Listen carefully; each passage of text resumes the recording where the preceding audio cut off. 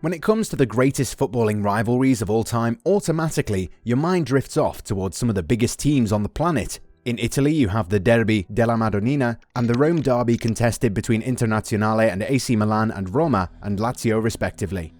You turn your attention towards the Premier League and you see Liverpool and Everton going at each other's throats, while in Scotland, the Old Firm derby between Rangers and Celtic always ends up being a volatile affair.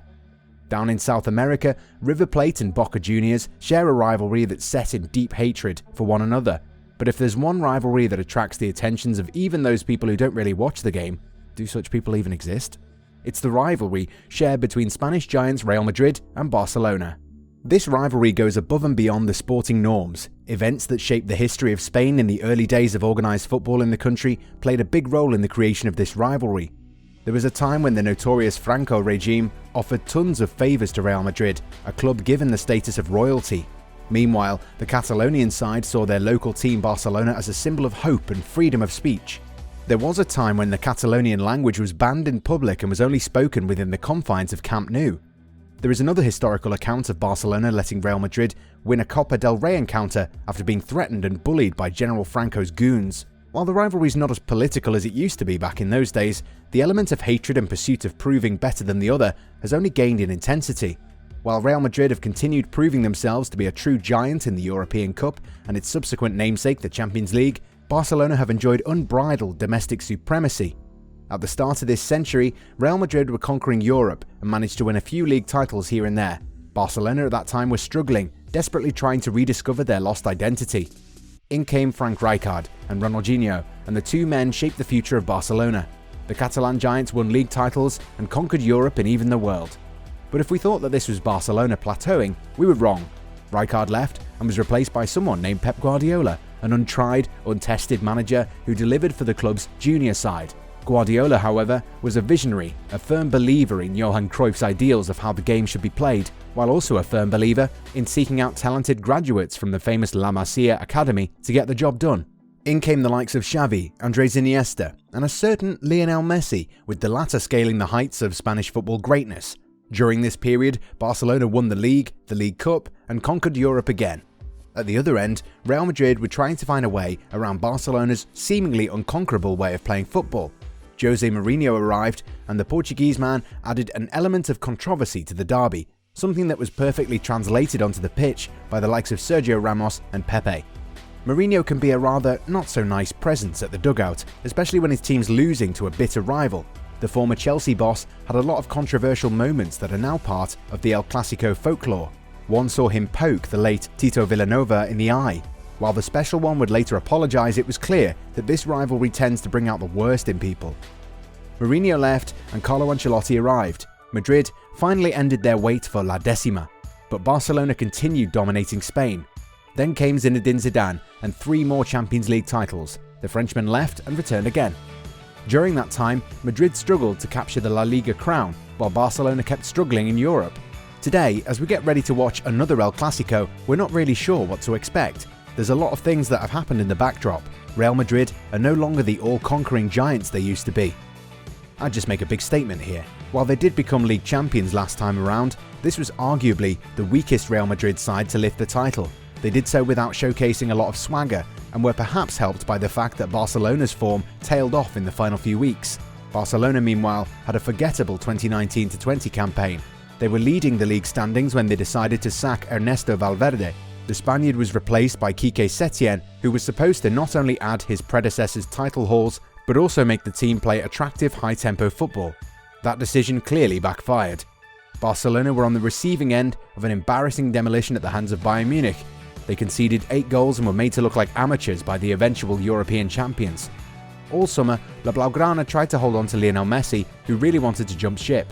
Eventually though, the club's legendary forward was forced to stay. So what are the main things that we need to look at before the game kicks off? Pressure on Vinicius. The way he's playing, it's really unbelievable that Vinicius Jr. is only 20. The youngster was never supposed to be given so much responsibility when he was signed a few years ago.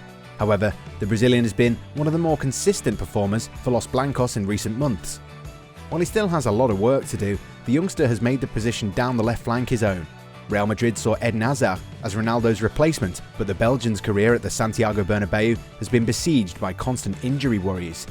He hasn't been able to stay fit for a very long amount of time, which has forced Zidane into using Vinicius far too often than he would have liked. Nonetheless, the young Brazilian has become an important part of the Madrid starting 11, and his presence will prove crucial to his team's chances of registering a really important win at Camp Nou. Defensive issues. Sure, Real Madrid won the title last year, but that doesn't mask the team's issues at the back. In the Champions League opener against Shakhtar Donetsk, Madrid conceded 3 goals and were very lucky to have not conceded more the way they defended. An opening day defeat is never a good thing, so the onus will be on Madrid to bounce back in style. Sergio Ramos is of course a great option at the back, but he's no longer as commanding at the heart of defence as he used to be in his prime. There's a lot of pressure on Rafael Varane, which has forced him into committing a few errors here and there. Marcelo's given 2 really bad performances at left back, and Lionel Messi will be relishing the prospect of making the Brazilians' night miserable. Eder Militao was given a chance to showcase his skills against the Ukrainian outfit, but the youngster didn't particularly impress. Thankfully, Casemiro returned to play in the pivot instead of Toni Kroos, who played in the role in the 1-0 defeat at the hands of Cadiz. Luka Jovic continues to struggle for goals, which means that Karim Benzema will be tasked with scoring the goals. Barcelona scoring for fun. While the summer transfer window was a very forgettable one for Ronald Koeman's side, Barcelona have managed to put all their worries behind them and have done pretty well for themselves. Although they did lose to Getafe and were held to a 1-1 draw by Sevilla, the Catalonians have shown that they have the attacking firepower.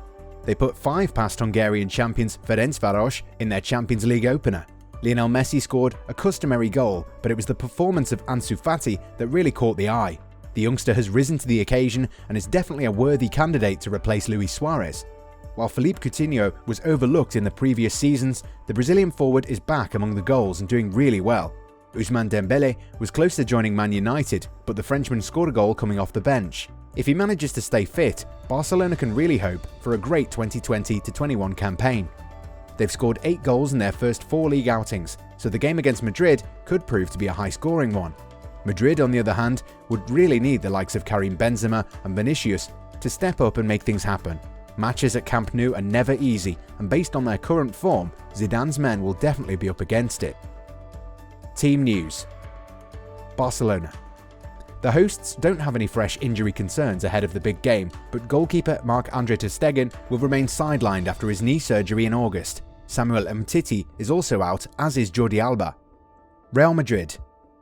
Los Blancos have a lot of injury concerns already. They can't count on right-backs Dani Carvajal and Alvaro Odriozola, which means that Ferland Mendy and Nacho will be deputising in their absence.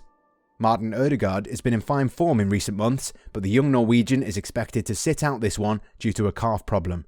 Eden Hazard is nursing a fresh hamstring injury, but Real Madrid are reportedly looking to give him additional time in order to get back to full fitness. Sergio Ramos missed the shock defeat at the hands of Shakhtar, but he could be ready to play against Barcelona.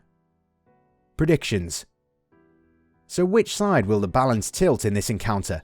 Well, to be fair, you can never predict what's going to happen when these two sides meet. Real Madrid are not in a good place right now, but that doesn't mean that they'll roll over and get knocked around the park. Barcelona aren't the team to beat these days, but they have a really exciting group of players coming up. Lionel Messi's clearly not been impacted by a failed exit from Camp Nou and continues delivering the goods. Well, at goal side, we go for a 2-1 win for Barcelona, but also hope for a high-intensity game.